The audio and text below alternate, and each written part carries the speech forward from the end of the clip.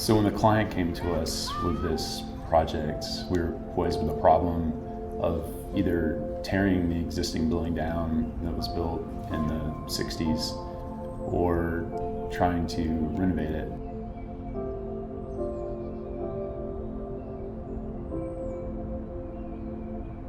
We determined that the most sustainable and responsible thing to do was to keep the old building and breathe new life into it.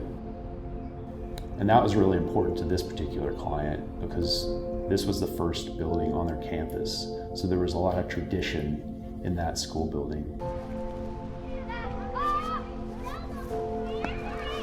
When we were designing the space, the architects asked what we wanted, and I asked for tiny little spaces for kids to cuddle up with books because we know that's the way kids really engage with books best, is individually and in a small cozy nook. And I also asked for a gigantic space where we can put an entire division.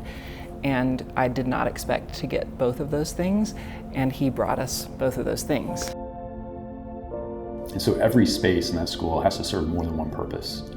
For example, the media center is a library, but it's also a place where all of the book stacks can be moved out of the way, and they have an all-school meeting in there once a month. They also can set up conference tables for parent-teacher conferences.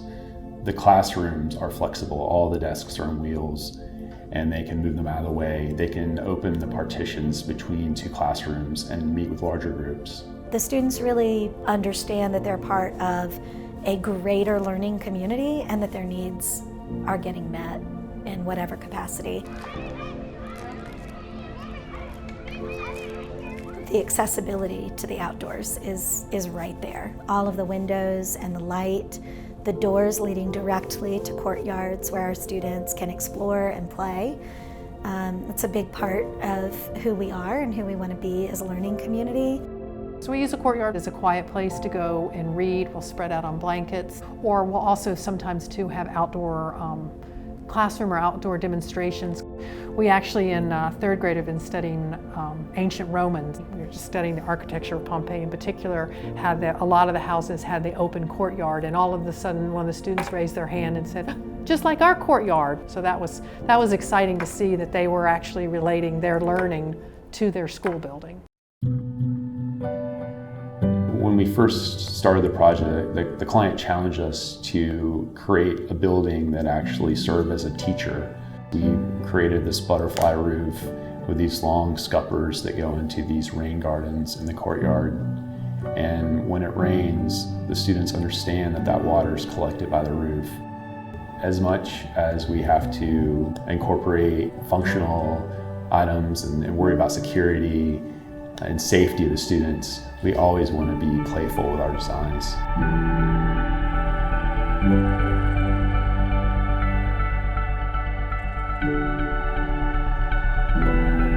They were lacking a front door, so to speak. If you look at it from the side profile, that roof line lowers to the courtyard to help us create this front door entry, so this really high, tall roof, so you knew where the entry was.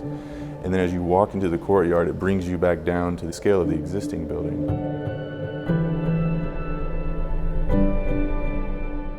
The old library was down a pathway that led to the woods. Older students could come on their own, but the younger students would never come without a teacher because it was out of supervision.